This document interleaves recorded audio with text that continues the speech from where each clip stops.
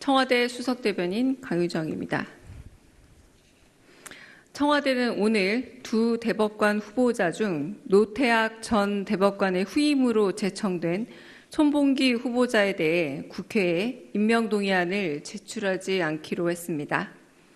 이에 대법원장에게 대법관 후보자를 재제청할 것을 요청했습니다. 헌법 제104조 제2항은 대법관을 대법원장의 제청으로 국회의 동의를 얻어 대통령이 임명한다고 정하고 있습니다.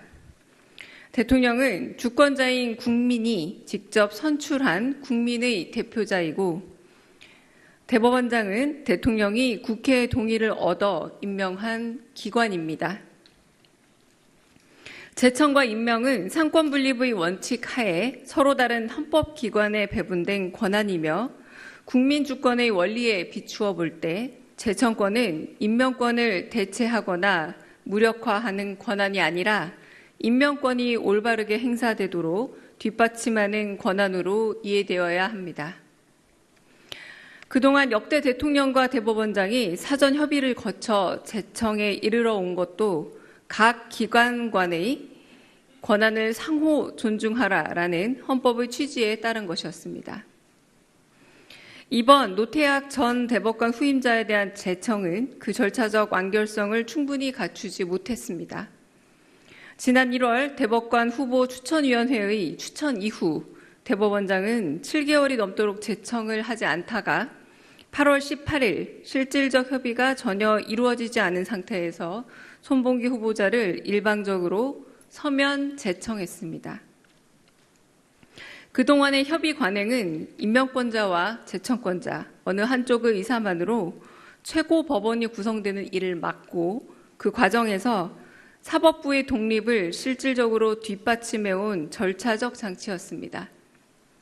사법부가 그 관행을 저버린 것은 지금껏 사법부 독립을 지탱해온 근거를 스스로 약화시키는 일이라는 점에서 매우 안타깝습니다. 한편 손봉기 후보자 제청 직전 법원 행정처가 대법관 후보 추천위원회에서 법원 조직법에 따라 추천한 후보자들에게 개별적으로 연락해 추천 절차를 다시 진행하는 방안을 타진한 사실도 국회에서 확인됐습니다. 법원 조직법은 대법원장이 대법관 제청 시 대법관 후보 추천위원회의 추천 내용을 존중하도록 정하고 있습니다. 이미 정당하게 추천된 후보자들을 제청 대상에서 배제하는 방안을 후보자 개인에게 타진한 것은 인사 절차의 공정성에 대한 신뢰를 훼손하는 일이라 판단됩니다.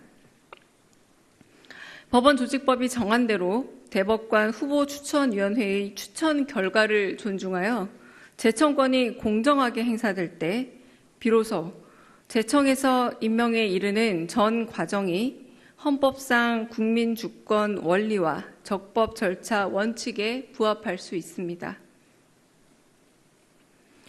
노태악 전 대법관 후임 인사는 새 정부 출범 이후 첫 대법관 임명입니다.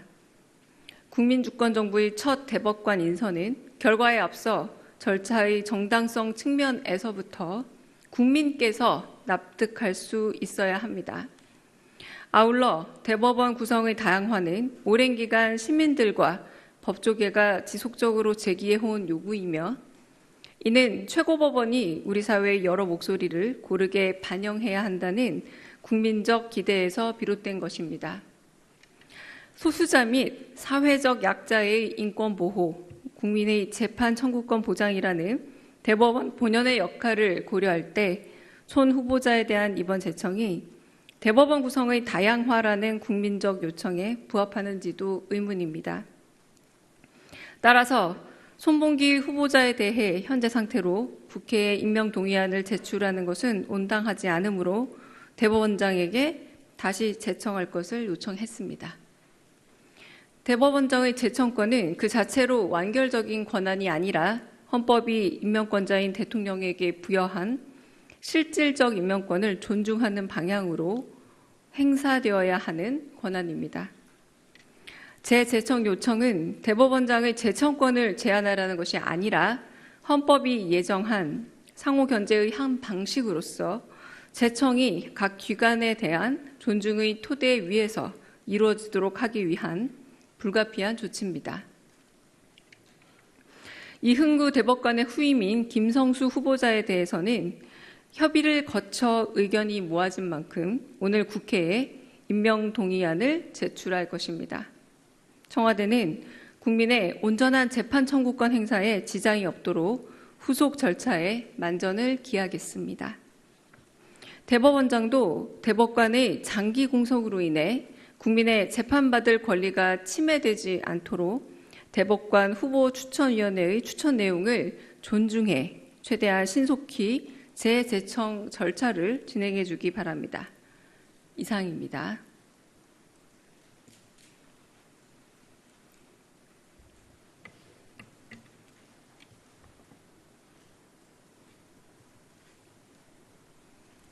네, 오늘은 질의응답은 영상 기자님들이